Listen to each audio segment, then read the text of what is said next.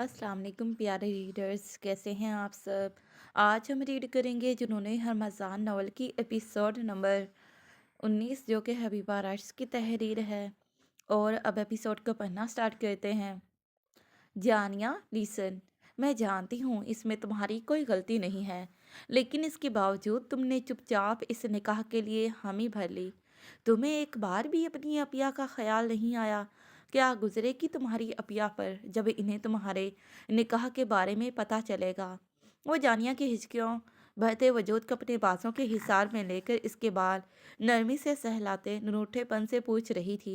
वो जानिया के इस तरह रोने पर बेचैन हुई थी।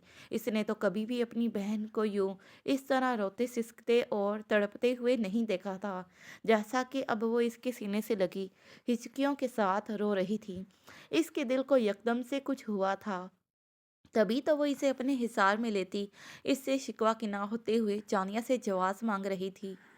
अपिया, मैं मुझे बाबा ने फोर्स किया। उन्होंने कहा अगर मैं निकाह नहीं करूंगी तो हम कौन सा तुमसे दूर बैठे हुए थे। जब बाबा तुम्हें फोर्स कर रहे थे तो तुम्हें चाहिए था कि ऐसी कंडीशन में तुम सबसे पहले हमारे पास आती, लेकिन तुमने ऐसा नहीं किया, बल्कि बाबा के धमकाने पर चुपचाप निकाह कर लिया। वो अभी सानिया को बता ही रही थी जब सानिया ने इसकी बात को दरमियान से काट कर पूछा था। अपिया, आप ठीक कह रही हैं। मुझे ऐसी कंडीशन में आज सबसे पहले आपके पास ही आना चाहिए था, और मेरी सबसे बड़ी गलती भी यही है। अपिया प्लीज़ मुझे माफ़ कर दें। मामा से कहें ना कि वो मेरे साथ यूं बेरुखी ना बरतें। Apia please. वो गलती पर भी ना होते हुए भी अपनी गलती का एतराफ़ कर रही थी। इससे रोते हुए मुआफ़ी मांग रही थी, जबकि जानिया ये सब कहते हुए सिसकते हुए रो पड़ी थी। सानिया के नरम गर्म लहजे को महसूस करने के बावजूद भी इसकी आंखों से अश्क रवानी से बह रहे थे। मम्मा, मुझे कुछ नहीं सुनना है इस वक्त। इसे कहो यहाँ से चली जाए। तुम मेरे साथ चलो। सानिया ने सिफारशी नज़रों से मलिहा बेगम की जानिब देखते हुए इन्हें पुकारा था, जबकि वो इसे बहन की मोहब्बत में इतनी आसानी से पिघलते देख दुरुस्तगी से कहती नफरत से अपना रुख फेर गई थी। जबकि सानिया इसे बाहर का रास्ता दिखाने की बजाय इसे लेकर सीधा अपने कमरे की जानिब बढ़ गई थी। भी अम्मा, डैड पाकिस्तान आ चुके हैं और मैं इन्हें लेने एयरपोर्ट जा रहा हूँ। भी अम्मा के कॉल रिसीव करने पर वह रस्मी दुआ सलाम के बाद इन्हें मेहरान हमदानी की पाकिस्तान में आमद का बता रहा था। भी अम्मा, एक और बात, पापा जब घर आ जाएं तो इन्हें मेरे निकाह का पता नहीं चलना चाहिए। मैं कल सुबह होते ही इन्हें अपने निकाह का खुद ही बता दूंगा। मेरी इनसे बात हुई थी, इन्हें अभी तक मेरे निकाह के बारे में कुछ इल्म नहीं हुआ, तो प्लीज़ इतना तो साथ देंगी ना मेरा। वो इन्हें अपने निकाह के बारे में मेहरान हमदानी को बताने से मना कर रहा था, जिसकी वजह भी यही थी कि वो इतनी दूर की मुसाफत तय करके आ रहे थे। वो नहीं चाहता था कि इसके पापा ख्वामखा में आते ही इसकी वजह से परेशान हो जाएं, या फिर आते ही इसकी क्लास लेना शुरू कर दें। क्योंकि फ़िलहाल तो इस वक्त इसका दिल इस दुश्मन जान को मीठी सी सज़ा देने का दिल कर रहा था, जो इसके बारे में इतने नाज़िबा ख़यालात रखती थी। इसने सोच लिया था आज घर जाते ही वो सबसे पहले इसके होश ठिकाने लगाएगा। ये सोचते हुए इसके अनाबी होंठों पर एक शरीर सी मुस्कुराहट ने रक्स किया था। भी अम्मा, ऐसी कोई बात जो आप मुझसे कहना चाहती हों? इसने इनकी खामोशी को देखते हुए इनसे अपने मखसूस अंदाज में पूछा था। नहीं, कुछ भी तो नहीं। मैंने क्या कहना, और वैसे भी मैं सोच रही थी मेरा बेटा इतने दिनों बाद घर आ रहा है, तो क्यों ना मैं अपने बेटे का आज मनपसंद खाना बनाऊं। वो इसके अचानक से पूछने पर गड़बड़ाते हुए बोली थी।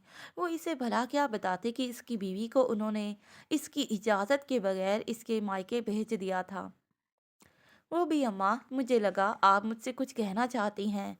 खैर, फिर बात करते हैं, खुदा हाफिज। वो इनके यूं गड़बड़ा कर बताने पर और देर पा खामोशी से चिढ़ते बात का रुख बदलते हुए बोला था। इसे पता था कि जानिया इस वक्त खानवेला में पहुंची हुई है। वो चाहता तो इनसे डायरेक्ट पूछ सकता था, लेकिन वो भी अम्मा का पर्दा रखना चाहता था, जिसकी वजह से इसने बात बदलते कॉल काट दी थी। वो चाहता था कि बी अम्मा इसे जानिया की मेंशन में गैर मौजूदगी की वजह खुद बताएं, पर बी अम्मा की खामोशी ने इसके सारे वहमों गुमा को हकीकत में बदल दिया था। وہ جانتا تھا کہ بھی اماں نے جانیا کے اصرار پر ہی اسے خانولا میں جانے کی اجازت دی ہوگی، لیکن ایک بات تو طے تھی کہ آج جانیا کی خیر نہیں۔ اس نے آج اسے غصہ دلانے میں کوئی کسر نہیں چھوڑی تھی، لیکن پھر اس نے اپنی سوچوں کے رخ کو جھٹک کر ڈرائیونگ پر اپنی توجہ مرکوز کر دی تھی۔ ڈیڈ، آپ اس وقت میرے روم میں؟ ابرار کرزئی کو اپنے کمرے میں آتے ہوئے دیکھ وہ حیرانی سے ان کے اپنے کمرے میں آمد کی وجہ پوچھ رہا تھا، جس پر وہ مسکراتے ہوئے اس کی جانب چلے آئے تھے۔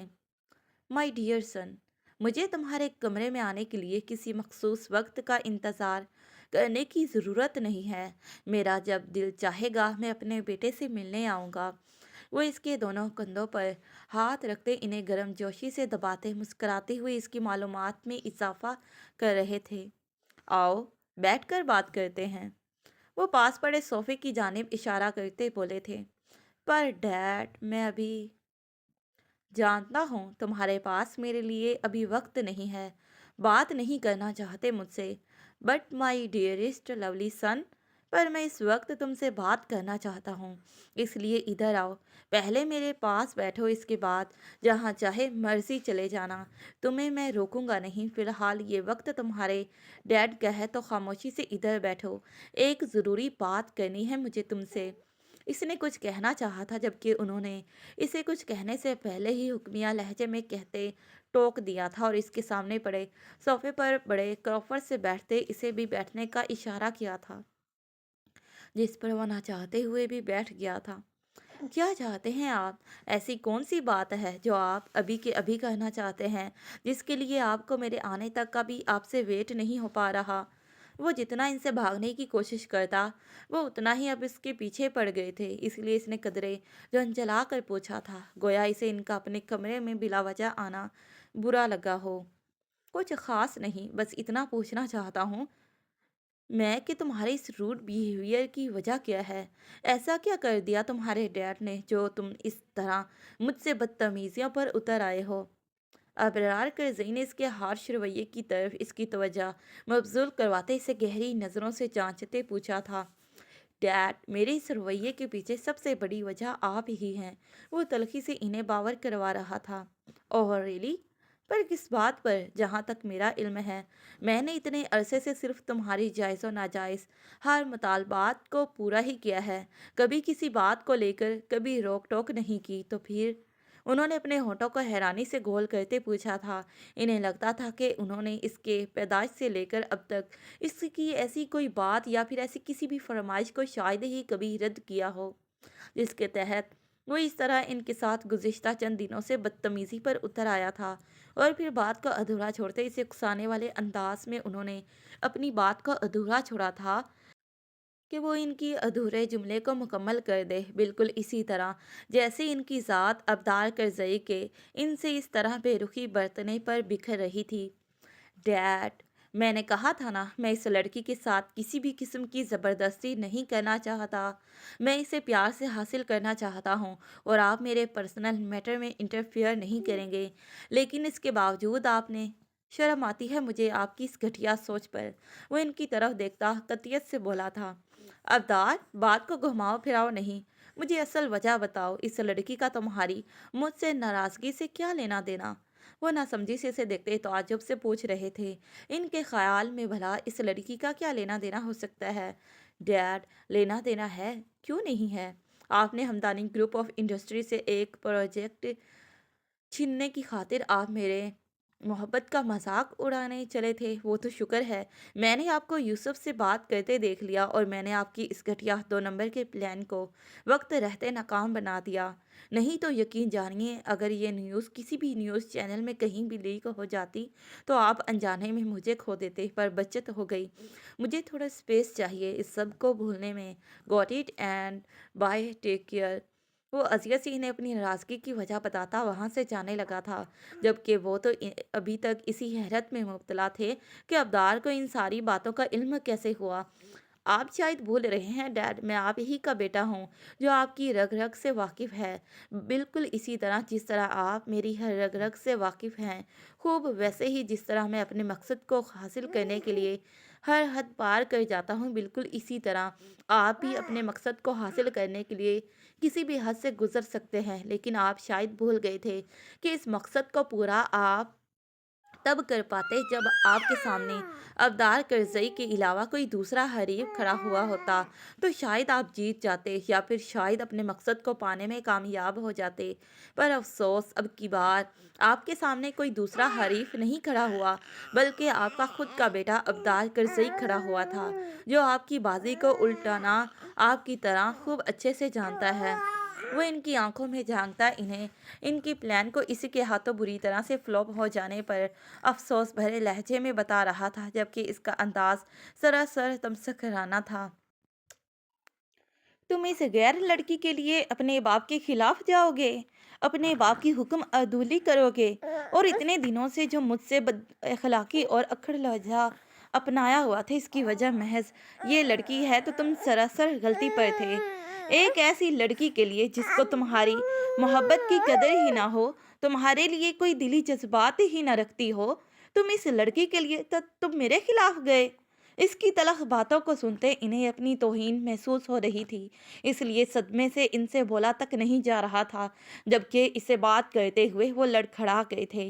वो तो अभी तक इसी सदमे की जद में थे कि इनके बेटे ने महज एक गैर लड़की को इन पर फोकियत दी थी। इसी सोच के आते ही इनका चेहरा तौहीन खुफ्त के मारे लाल पड़ गया था। वो कोई गैर लड़की नहीं है डैड, मोहब्बत करता हूँ मैं उससे, लेकिन वो तुमसे कोई मोहब्बत नहीं करती, तुम्हारे सच्चे और खरे जज्बात के साथ महज खेल रही थी बस।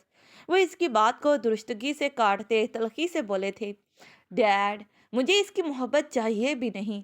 मेरे और इसके लिए मेरी मोहब्बत ही काफ़ी है डैड, क्योंकि मोहब्बत में शरायत नहीं होती। इसलिए मोहब्बत के बदले मोहब्बत मिलने की ख्वाहिश मोहब्बत नहीं है। मोहब्बत में सिर्फ चाहे चले जाना होता है। मोहब्बत के बदले मोहब्बत की ख्वाहिश पालना मोहब्बत नहीं, सौदाबाजी है। और सौदेबाजी करना, वो भी मोहब्बत जैसे पाकीज़ा रिश्ते में, अबदार करजई के लिए नाकाबिले कबूल है। और वैसे भी डैड, इसका दिल अब चाहे भले ही मुझसे भर गया हो, लेकिन मैं अपनी आखिरी सांस तक इसके साथ रहूँगा, क्योंकि मुझे इल्म है मेरे साथ जुड़ने के बाद वो इतनी आसानी से कहीं और जुड़ नहीं पाएगी। भले ही अब मुझे नीचा दिखाने के चक्करों में वो मेरी नज़रों में अपनी वक़्त ही क्यों ना खो दे, लेकिन वो मेरे अलावा किसी और के साथ खुद को जोड़ नहीं पाएगी। बस अब मुझे इसके वापस पलटने का इंतज़ार है। वो जब भी मेरी मोहब्बत की दुनिया में वापस पलटना चाहेगी, अब्दार करज़ई इसके लिए अपने दिल के दरवाजे हमेशा खुले ही रखेगा। वो ये कहते हुए रुका नहीं था, बल्कि लंबे लंबे डग भरता वहाँ से कमरे से चला गया था, जबकि वो पीछे अपने बाप को सोचों के जाल में उलझा कर जा चुका था। इसकी दीवानगी को देखते उन्होंने खुद को बेहद बेहद बहुत बेबस महसूस किया था। वो मोहब्बत में इस कदर आगे निकल चुका था कि अब वो चाहकर भी इसे वापस नहीं ला सकते थे। वो एक सर्द हवा के सुपुर्द कर दे। चंद पल के लिए खुद को पुरसुकून करने के लिए सोफे की पुश्त से टेक लगाए अपनी आंखें मूंद गए थे। क्या खाओगी? कुछ लाऊं तुम्हारे लिए क्या?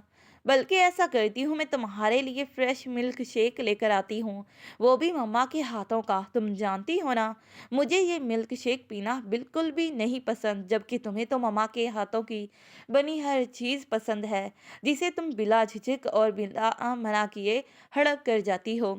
अपिया, अब मुझे कुछ नहीं चाहिए, आप बस मेरे पास बैठे। वेट स्वीटी, मैं बस अभी 2 मिनटों में यूं फट से तुम्हारे लिए शेक लेकर आई। वो इसे अपने कमरे में लेकर आई तो इसे खाने का पूछ रही थी, जबकि इसके मना करने के बावजूद भी वो इसके लिए चुटकी बजाकर जल्दी आने का कहती जूस लेने चली गई थी। वो कब जा रही है? इसने किचन में कदम रखा तो मलिहा बेगम ने सबसे पहले यही सवाल किया था कि जानिया कब यहाँ से जा रही है। मामा, अगर आपको इसके जाने की इतनी जल्दी है, इस पर आप इतना ही गुस्सा हो, तो आपको इन आंखों में आंसू क्यों हैं? मामा, आप प्लीज़ मेरी वजह से खुद को ना रोकें।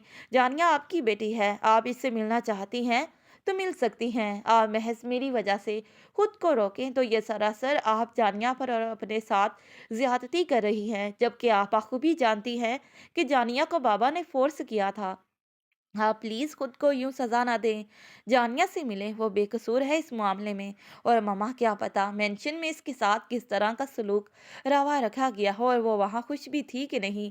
आप प्लीज इससे मिलें, वो हमारा हिस्सा है। हम इसे इतनी आसानी से अपने जिस्म से काट कर फेंक नहीं सकते।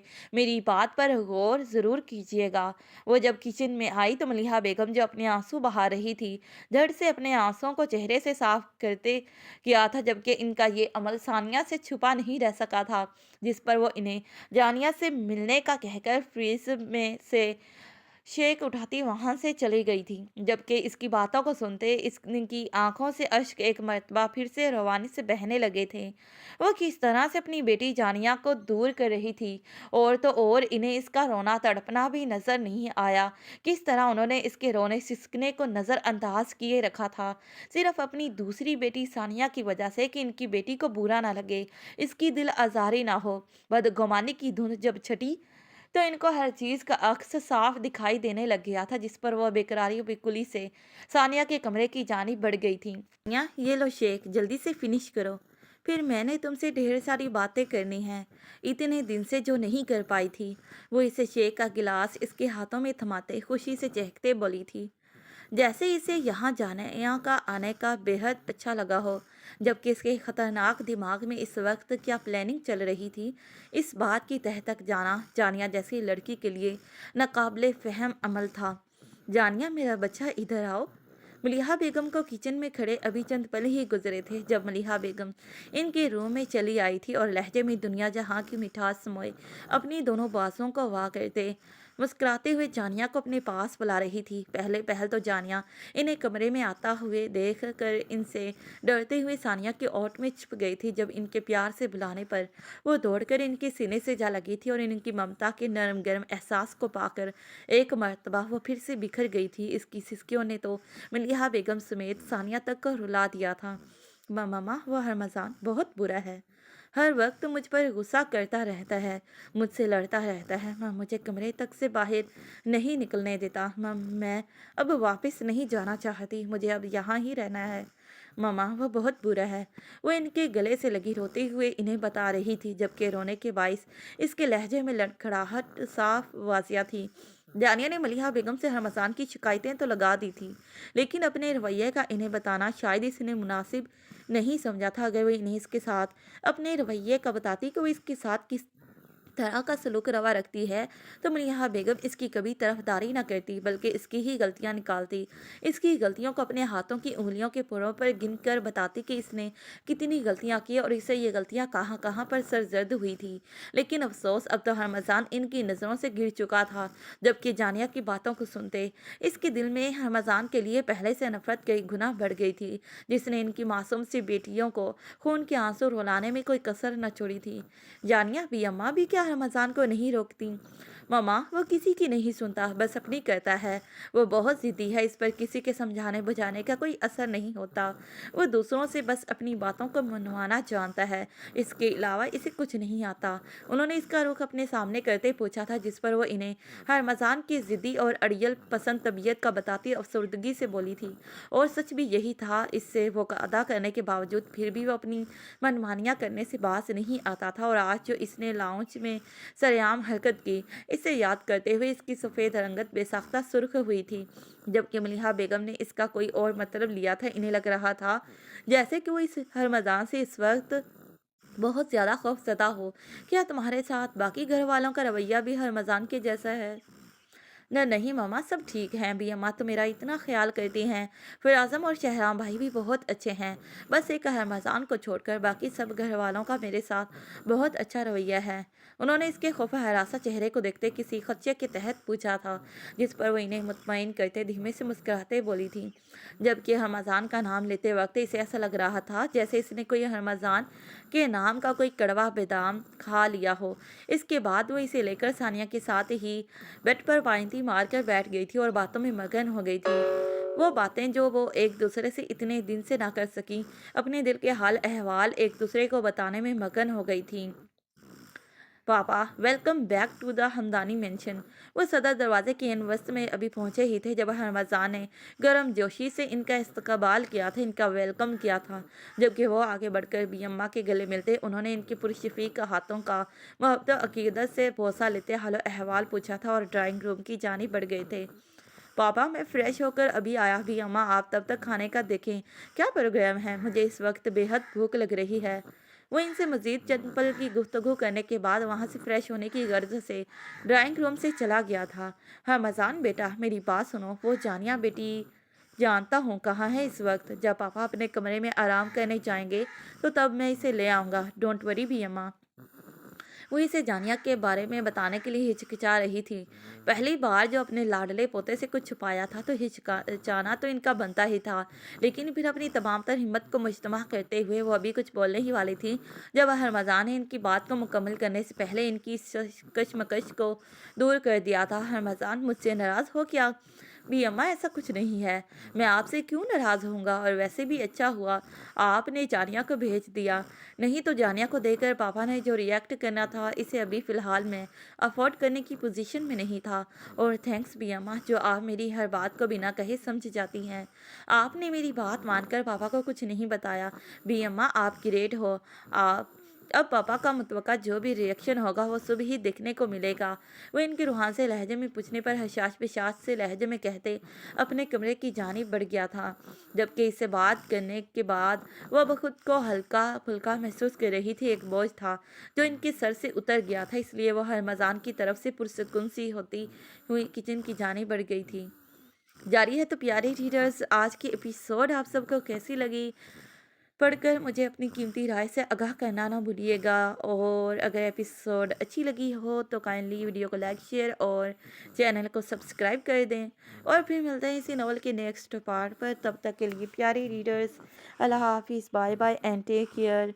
Thanks for watching this video.